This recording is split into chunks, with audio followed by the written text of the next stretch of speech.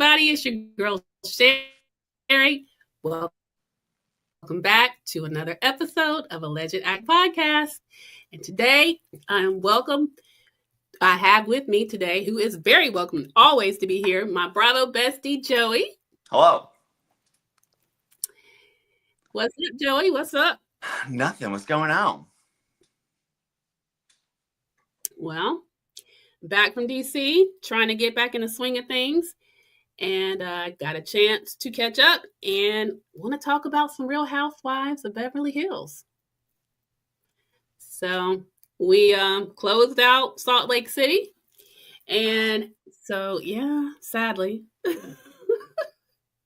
Now we're just left with Beverly Hills. Beverly Hills. I was telling Joey, I'm going to come on and talk about Potomac since the reunion is kind of heating up a little bit. The season just didn't give much, but the reunion, I do want to talk about. They look great. They're coming out with some things. It's worth the discussion. At least I agree. Yeah. Mm-hmm. I think that the part 1 reunion was better than like the whole season. Not that it had much to compete with, but no, but hands down. So yeah, so you definitely be hearing something about that. And then I'm going to also try to give some commentary on Married to Medicine because it's starting to heat up a little something. So there's that. And y'all, Southern Charm is a bust for me. Sorry, I love it, but no. I don't watch it. I can't tell you. And now Summer House, I can't even enjoy it because I know that Paige and Craig are no longer a thing. So, yeah. But you know what is great is Southern Hospitality. You know what? Honestly, and I never gave it a chance. And you were saying how so much you enjoyed it so much. And I started watching some of the shows last week and this week while I was on vacation, or last week when I was on vacation. It's good. It is really good. I'm telling you, it was a little slow season 1 getting into it, but I thought season 2 was phenomenal. This season has been phenomenal. They really and I feel like it doesn't get like enough credit. And it doesn't. It's probably one of Bravo's best out like right now. It is, and I guarantee you, after this season, because it's definitely heating up, and honestly, they deserve it. So, I mean, we're done with. Well, we're not. We're going to get a new Vanderpump Rules, but not to compare the two, but to be honest, I feel like they're the emerging ones. They're taking that spot. I feel like. So. I agree. I thought season 1, I thought they were like trying too hard to be like Vanderpump Rules. Maybe they had to, like find like their footing, but like they've definitely found it. And again, like we say, right, the chemistry is different when it's not like a hired cast. This is an actual group of friends. Right. So it is different. It is different. Yeah. And it's feeling more organic. So I'm here for it. Yeah. Me too. So, guys, before we get into the recap, just want to let you know, if it's your first time over here, welcome. We do reality TV show recaps, and we also do pop culture segments. So, welcome. If you have been here before and haven't hit the subscribe button yet, I do not know what you're waiting on. Go ahead and subscribe. Go ahead and slide in our comments and let us know what you think about our reviews, the shows we're watching, any feedback, and then share with the masses. And also, don't forget that notification bell so that you know you'll be the first to know when me and Joey are on, and you can get that good content first. So there you go. All right. So, Joey, what did you think of last night's episode of Real Housewives of Beverly Hills? You know, honestly, I didn't hate it. It was better than I thought because, like, last week I was like snoozing. It was so boring. It was. And I was like, oh my God, they're going to come back and we're still going to be in Georgia and it's going to be so boring. But it was like, honestly, I thought it was like so much better than I thought it was going to be. It was. I mean, it wasn't like a great episode, but it was definitely better than I was thinking. It was better. You know, I semi-considered last episode as a filler episode, and certainly the week before. But this one, I feel like it's leading up to something. So it's starting to get that build. So. Yeah, I agree. Mm-hmm. So we open up still over in Augusta, Georgia, with Miss Sutton Strack and her mother, Reba, who got mixed reviews on that. And I'm going to give my opinion. I thought it was really heartfelt on this episode, how things kind of wrapped up. She told Sutton that she loved her. She's just a tough cookie, old Southern woman. Yeah. Yeah. I got a lot of folks because we're in the group chats or whatever with other fans that they thought Reba was racist. When I the first got there, the difference in the way that she greeted Kyle versus Garcelle, I was thinking that. And sometimes for me, look, you look at it and you think Augusta, Georgia, an 80-something-year-old woman, white woman, and very, very Southern, you're conditioned to think that. But after I got to watching more of it, particularly into last night and into the last week's episode, I wouldn't necessarily. She did say some things that I guess could raise an antenna, but you have to realize that somebody over 80 years old loses their filter. And I felt like Garcelle was a little bit overstepping. Southerners don't play that. I mean, family stuff is family stuff. So. Yeah, I was curious, like, your take, because I saw before I watched it, she was getting like a lot of heat. Yeah, she was. And I was like, well, thinking the same thing you did, she's from like the South, she's older. But when I watched it, and again, like, what do I know? You know what I mean? Like, but when I watched it, I was like, I don't know, like, is this like as bad as like everyone's saying? Like, I really didn't feel like that, but I don't know. Plus, like, I always think that Garcelle like oversteps her boundaries. So like, here is this older, unfiltered, like you said, woman kind of like putting her in her place. Like, I don't know. Like, look how she talks. My grandparents are from Connecticut, probably the same way. Mine, God rest their soul, before he went to glory. If someone came in, a friend of mine, infiltrating a conversation like that, they would have gotten a very similar response. Yeah. Yeah. So there's that. But plus, it just seems like she's just that kind of woman. I mean, look how her interaction with Sutton was. And right. It was very telling on who Sutton is. It goes back to my theory about, the whole, I like to analyze and seeing her mother and where she comes from. And I'm sure the need to feel validated by her mom. And she's similar because Sutton can be very rude and off-putting and all of those things. She's got it in her too. She's got some Reba in there. Mm-hmm. Oh, she 100% does. Yep. And the fact that like she like doesn't see it and no one else like put that together blew my mind. It's crazy, right? Because like they're very similar. Very similar. Very similar. But she was a tough nut to crack, and I thought it was very sweet as they were wrapping up the trip, how she did tell Sutton that she loved her. And even the interaction that she had with Kyle and Garcelle, I thought it was very sweet. It really was. So. Yeah, I agree. And like I was like super happy that Sutton got like that closure she like needed, the little something she like kind of like went down there for, Yeah. I mean, her going to her childhood home and, the fact that's that good stuff that you always talk about, Joey. The fact that Kyle and Garcelle were there to support her. It was a good trip. Yeah, particularly, it was. Yeah, this episode, I really enjoyed. I didn't, because out to me at first was odd. I'm like, Kyle, Garcelle, Sutton, yeah. But you know what? It worked. I thought it was really sweet. Kyle was real supportive. I'm giving her props when they're due. She was quietly supportive, and sometimes that's the best way. Garcelle was being Garcelle. She's just that way. She's a little bit more aggressive as far as she's got Sutton's back, and she knew how important it was to Sutton. That came out of sincere love and care for her friend, in my opinion. So. No, I agree. I think that, the Sutton and Kyle thing, it's like weird, right? Because like one moment they're at each other's throats, and the next minute you're inviting her on this like super, special trip. Like I don't know. The back and forth, it's like a lot to like keep up with and whatever. But I mean, I don't know. I mean, the trip was great, and Kyle was supportive. So I guess that's all you can really ask for, Yeah. So there was that. So they wrap it up, and now they're going to be on their way back. And we find out Reba is going to attend Sutton's fashion show, which is what she wanted as well. So we go over to Bose and her cousin Tina. I want to get your thoughts on this, Joey. Well, they're talking about her fears of, getting ready to start the process of fertility and her and Keely having a child together and all of that. But, here's my thoughts. Bose is such a smart woman, a boss.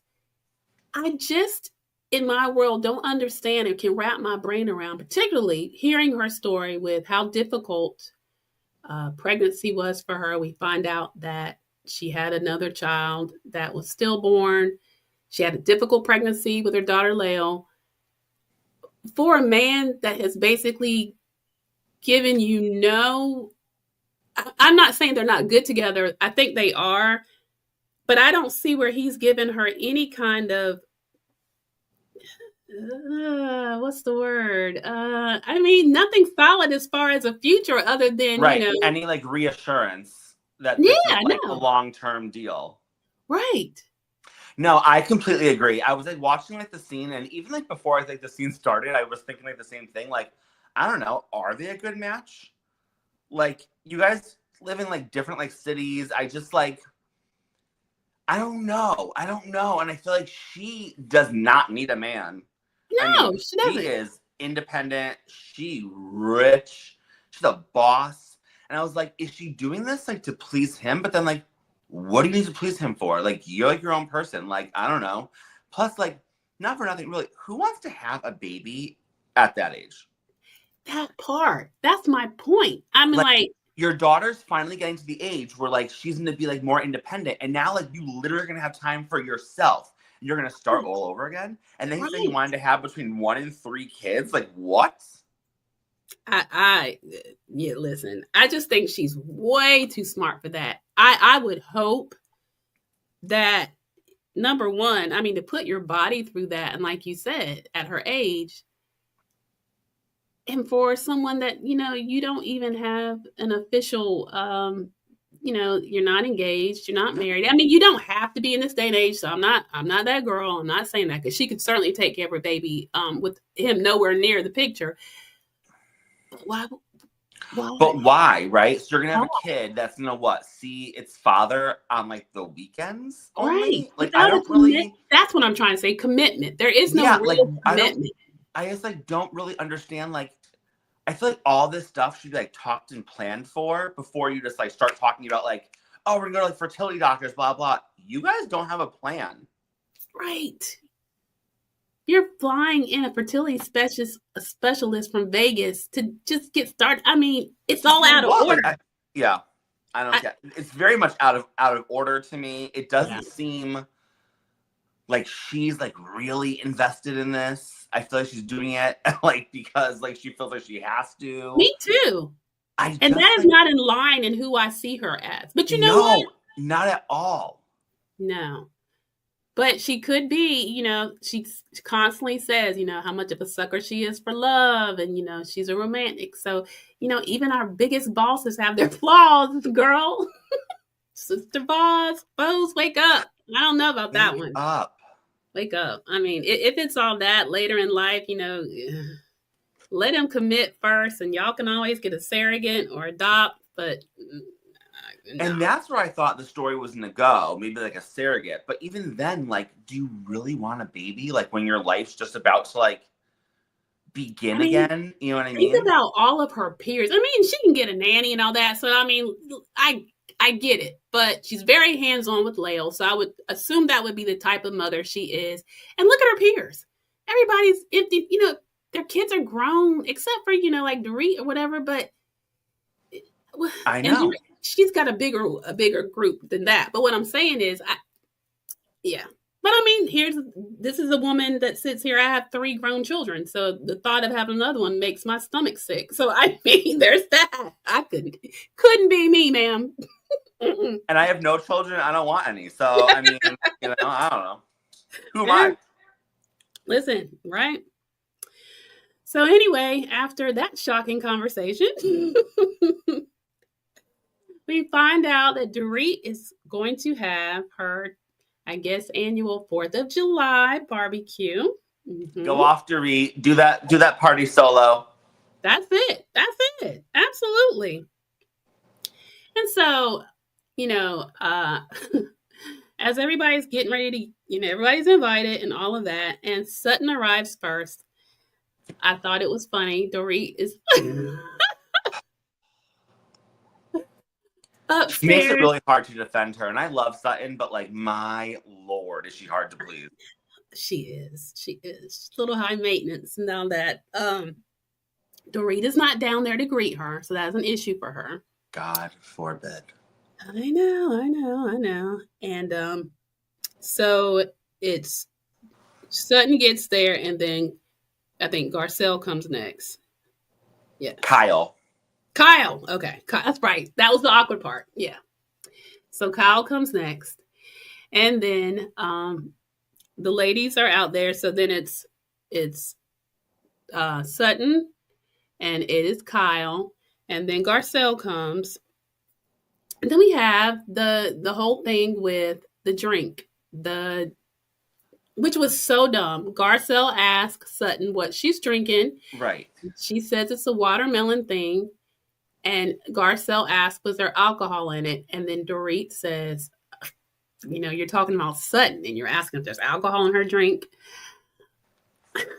which rubs Sutton the wrong way. If that's if you can't talk junk to like your friends in like a teasing way, then like there is like no friendship.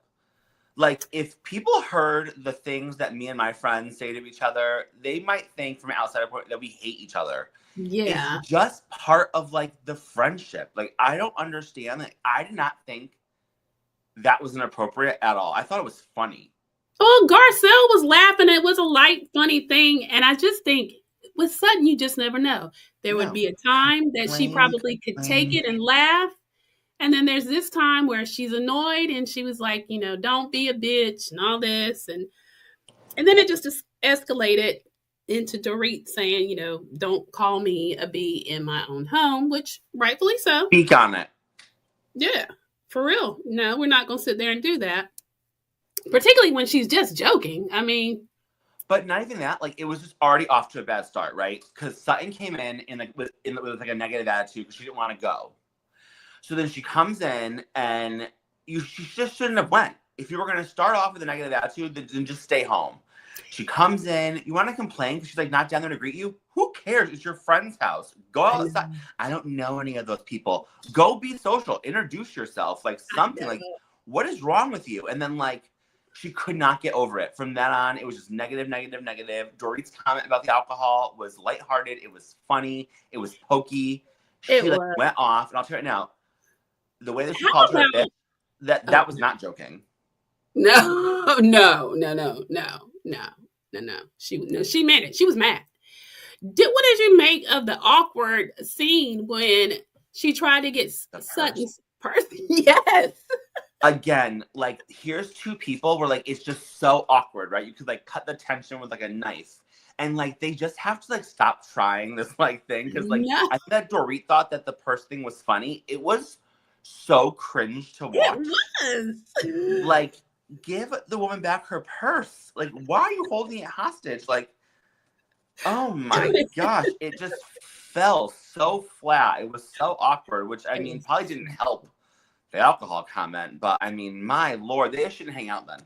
It's about time for them to just put some space on it. Yeah.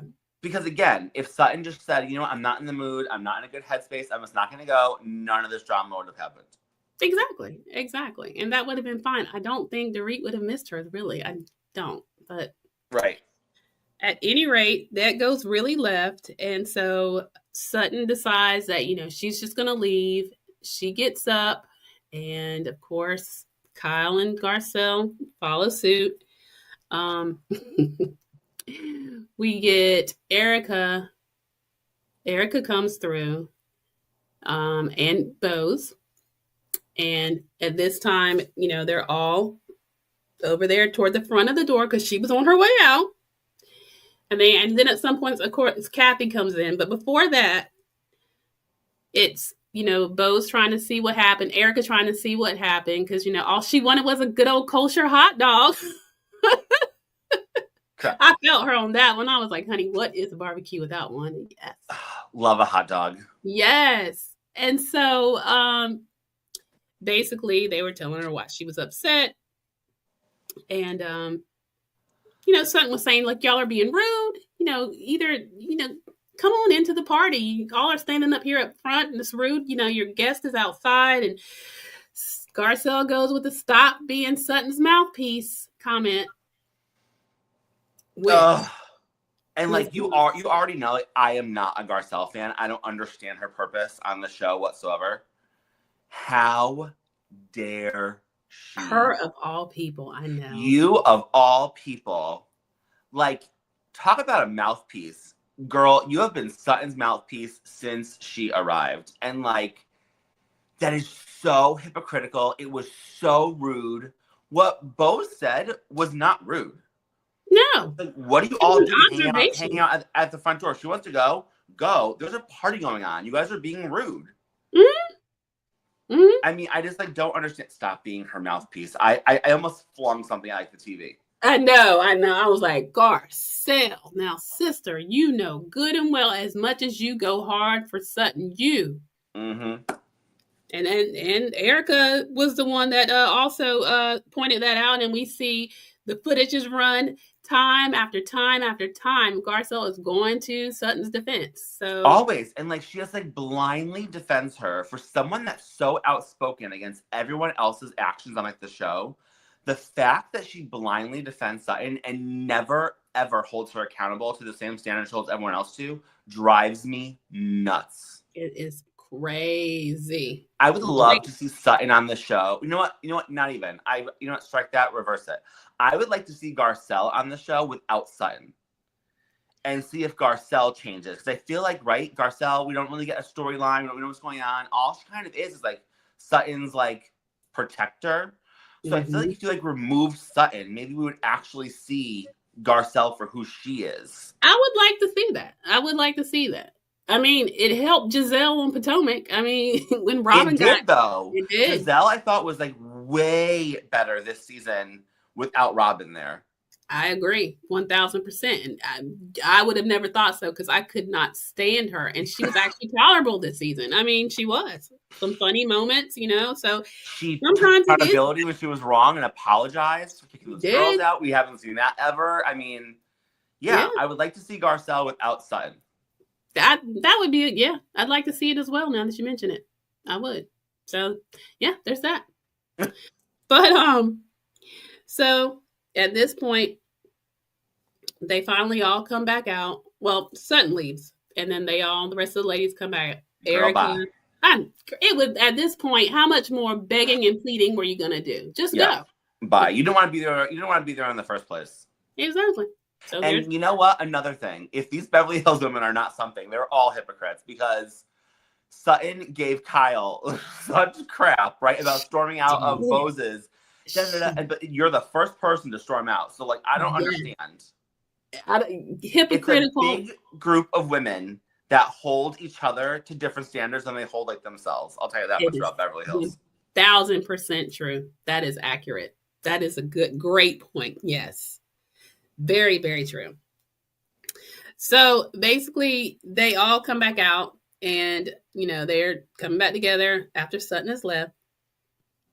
And then Kyle really wants to talk to Bose about feeling like, she doesn't feel like she's given her a fair chance. She talks about how she just blindly defends Dorit without getting the other side, which is a little, particularly, I will say, in this instance, but you know what? I'm gonna be honest. Okay, so last night, I understood where Kyle was coming from, and that's hard for me to say. I did. Okay.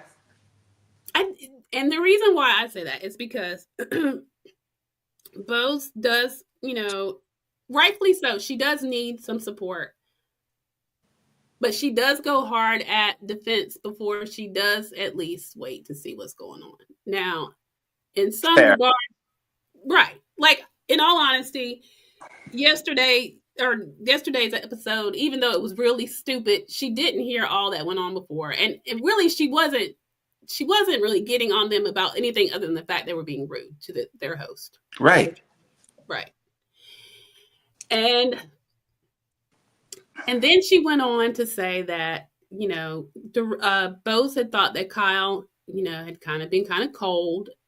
And Kyle disagreed and said, no, I think that we actually were getting along pretty good. And then after watching the flashbacks, I thought, well, it did seem that way. So do you think, a piece of me thinks that she's taking on some of Dorit's issue with Kyle. Yeah, I hear you. I get it. Like, I can kind of see that too. But again, like, I have to go back to like the hypocrisy thing. And it's like, so it's okay for Kyle to have soldiers, right? Yeah. Because for years and years and years, we saw Lisa Rinna be a soldier. We saw Erica be a soldier. We saw Dorit be a soldier, right? Mm-hmm. But when it's someone else, it's all of a sudden an issue. Mm-hmm. And I don't necessarily like... I feel like Bo's just calling it like she sees it, and maybe she isn't getting the full story.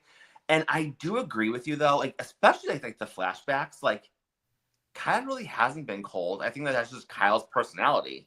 Mm-hmm. Kyle's kind of blasé. I don't know. Like, I've never been a huge Kyle fan, so... Me neither. No, me neither. Yeah, like, I don't really... that's just, I think, like, who she is. Like, I don't know. But again, like, the same way with Garcelle, calling her a spokesperson. The hypocrisy, like, is mm-hmm. just out of this world. So, like, even if she is blindly defending Dorit, okay, you never get mad about Garcelle blindly defending Sutton. You never got mad when Rinna and Dorit were doing your dirty work and blindly defending you when you were a monster. So, like, honestly, like, if it's good enough for you, it's good enough for everyone. You know what I mean? Don't be jealous because now Dorit has someone there defending her. And I think that's a lot of it. Someone that they won't admit it, but they're all intimidated by Bose. Extremely. And they hate that force is behind Dorit because, listen, and Dorit's kind of like, mm-hmm. And let me tell you something. Bose, she's great. She's a great speaker, whatever, but she better watch herself. I'll tell you right now what's happening at this reunion. The reunion is going to be, they're going to attack Bose. Because they're intimidated. Then they're going to be super mad that she's like a fan favorite. So they're going to go on the attack from the get with Bose. Mark my words. You heard it here first. Yeah. Oh, no, I believe you. I know so. That's just the MO. And, they're going to be coming for something. So I hope Keely, I hope you're on the up and up, sir. I hope you don't have my girl out here looking crazy. Because if so, they're going to sure enough bring it out. Well, I guess if there was a highlight, there was more of the same of that going back and forth. I cannot lie. I did laugh when, Dorit was saying, look, I know I don't co-sign on everything she does. She was like, yes, you do. She says something. You're always like, mm-hmm, mm-hmm. And I was like, she does. She does, though. She does. She'll be like in the amen corner. Mm-hmm. Yeah. Mm-hmm. I was like, she does do that. But you're right. So what? So what? Right? It's not an issue when anyone else does it, but because you're on the outs with Dorit, she cannot have a soldier. I don't understand that. That's crazy. And I thought it was really funny that Kyle just totally skirted by with the whole alcohol comment, right? When Kyle was the original person that brought up the alcohol issue last season. So, like, how dare you? And how dare Sutton, like, it wasn't all Dorit. It's a sensitive subject, but Kyle was the one that started that, the whole name 'em thing and all. Listen, y'all both did it. So, but it sure didn't stop her any other time from pouring them vodkas in them drinks because she still does it. So there's that. Exactly. And her mama too. I was like, woo, Miss Reba. Getting lit. I was like, ma'am. Hey. It's what it is, honey. So I guess for me, the highlight is, so at this point, because Kyle is like, Dorit is basically like, what are we doing? Are we, backtracking? I thought on the beach at Garcelle's, we had gotten to a place where we were getting along better, where we were going to talk things through and we were going to listen to each other and respect each other and build that trust. And Kyle admitted that is what she wanted too. And so Dorit and her excuse themselves and they go up to Dorit's room. Now, this is when there was a glimmer of hope Now, again, I'm not a Kyle fan, but it did seem like in that moment, in that conversation, that the two of them were engaged and really listening, and you could see glimpses of that friendship coming back. Because, let's be fair, the both of them really are going through a very similar season in their life, and yeah, it would be great if they could get along and support each other. So, what did you think on that conversation, Joey? I thought it was great. I absolutely loved that scene. I loved even Kyle being supportive when she went upstairs. She was like, "Wow, it's a mess up here," and she was like, "Trust me, I feel this. Like when your life's in shambles, your home's in shambles, and blah blah." Mm-hmm. She was like, "I'm going through the same thing," and this is what we've said this. This is what was needed. They needed to get away from the group, yeah, and just be the two of them. Because when it's the two of them and they block out all the outside noise, it is good. And they do remember why there was a friendship there. Yeah. And it was so supportive because they are going through the same thing. Mm-hmm. And it's super sad, I mean, I'm not a Kyle fan at all, but I feel bad for what she's going through. Oh, yeah. You know what I mean? She's in shambles and at the worst time of her life, right? Yes. So everyone's moving out at one time. She's just gonna be in this house alone. You know what I mean? Yeah. It must be awful. So I hope that this path for them continues because what better friend to have during turmoil like that than someone that is going through the same thing and that no one else there is going to be able to relate to them they are right now. Yeah, Sutton went through the same thing, whatever, but it's happening with them in real time. The emotions are real. The men are acting oddly similar. They are. It's just I hope that it sticks. I feel like they would be great for each other. Oh, absolutely. A great support system and, help each other, because they both seem very lost. And you're right. There is nothing more telling the fact that she said Dorit was OCD and you see her little plant flipped over, dying. And she was like, this would never happen. I don't know. And Dorit's like, I don't even see it. Right. Life is so crazy right now. And I felt that. So yeah, I thought that was a really good scene. And y'all, that is basically where we ended. And then we get a 1 week later.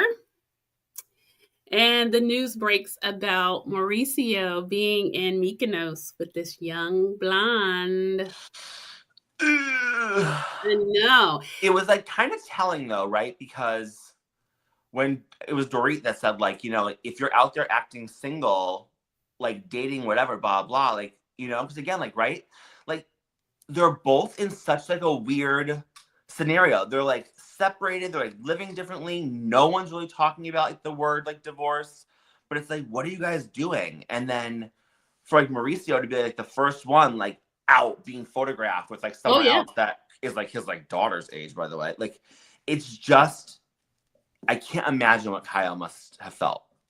Yeah, I can't either. I mean, and since they both seem to be stuck in this period of denial, I'm certain that woke Kyle up and probably similarly Dorit, because she had no idea what PK's doing.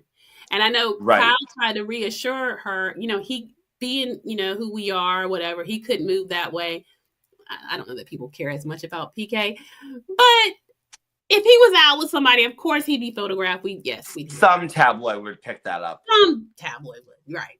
But yeah, so it seems like both of them were just stuck in this stuck place where I don't know what the future means. I mean, are we really going to go to divorce? Are we really going to, Dorit's closer.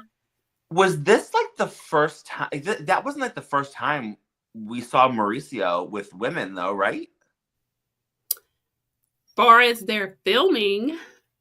But they said that they had the Dancing with the Stars co-star picture on the thing, which I thought was ridiculous. But yeah, but then wasn't he in Aspen with young girls too? Yes, but I don't know time. Was it?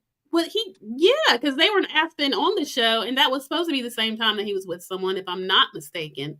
Yeah, I just the timeline's really throwing me why this Mykonos thing is such a big deal when I feel it wasn't the first time he's been spotted with other women. But maybe the first time with him holding one up in the air, like embracing like that. I mean, That's that true. was pretty He was like much wearing like nothing. Yeah, I mean you can't speculate on that one. That one was blatant. That's true. Yeah. So and then all the ladies saw it and kind of were reaching out to her. So that will be pretty much, I'm sure, the majority of what next week is going to be about, and I'm going to be here for it. But yeah, I also saw, that he did a public apology to Kyle or whatever. I get what she's saying when she says that. I guess she's confused, and she's not. I really don't think, listening to her last night, that she even really wants to stay married to him, truthfully. I think she's just figuring her life out. Yeah. Yeah, I mean, again, though, right? Like, you want to figure your life out. You, like, need all this, like, privacy. Mm-hmm. But then we just saw with Teddy Mellencamp and, like, the brain tumors and whatnot, you're in the hospital with Morgan. Like, I don't understand, like, what... Just come out and just say I wish you would, because in all honesty, there is no other reason. I mean, whenever you see them spotted out together, I mean, and they could just be best friends, but then it wouldn't be the whole I can't speak her name. I mean, it's so silly. Right? It is silly. And like everyone knows, and like no one's gonna care. And like your friends are gonna be supportive. Yeah. I feel like her whole life would like be better. Oh, it would be so much better. I don't know. And I'm pretty sure, if I'm not mistaken, that she talk with the girls about, her sexuality or, her figuring that out too. I just don't see that any of them. No, I think she's in her head. I don't know, but I think that would start her peace journey. Just being honest, for one. Yeah. Do you think a lot of it has to do with Kathy? Probably, but Kathy acts like she's cool with it, but you know how that is. So, yeah. You can be cool with it, but it's different when it's like your family. Yeah, there's that. Yeah. I just like can't help but feel like that's like the one thing like holding her back. It has to be like probably. Kathy. Because Kathy is definitely a matriarch type figure in her life, and her acceptance and is very important to her. So, I could definitely see that. Mm-hmm. Yeah. So you guys slide in our comments and let us know what you think. We've hit on some things here. What did you think about the whole thing with Dorit and Sutton? What did you think about the combo with Kyle and Dorit? Do you think their friendship is back on track? What do you think about what we're going to see next week? What are your thoughts on Mauricio, the whole young chick in Mykonos, and what do you think about Bose trying to have a baby with Keely with no commitment? Let us know what you think, guys. Joey, any final words before we hop off here? Nope, got nothing. Beverly Hills, we're just trucking along. We're on episode 12. Like, how many do you think we're going to get this season? We still have a whole trip to take. Yeah, we do. Oh, God, yeah. The whole, my wallet's bigger than yours. Yeah. I just feel like we're on like the way of like wrapping up, but we have a whole trip to take. I feel like it's more like mid-season. I know it sounds crazy, but I would think that we would probably get at least, if it's 12, we're going to get at least, 5? How many? It depends, I guess. I would say at least 4 or 5 more episodes left. You think that many, huh? I don't see how it can be, but they were saying that there's like a mid-season teaser with the whole Sutton thing. And so if that's the case, you're going to at least get 3 more out of that trip. Right. I mean, the trip has to be a big one. Mm-hmm. I don't know. I just felt like, the trailer for this season looked so insane. I know. And the season hasn't been like that. It hasn't gotten there. That's why I'm thinking I think that starting next week it's going to start ramping up. And we'll get a few more. I don't know how many, because every franchise is a little different with that.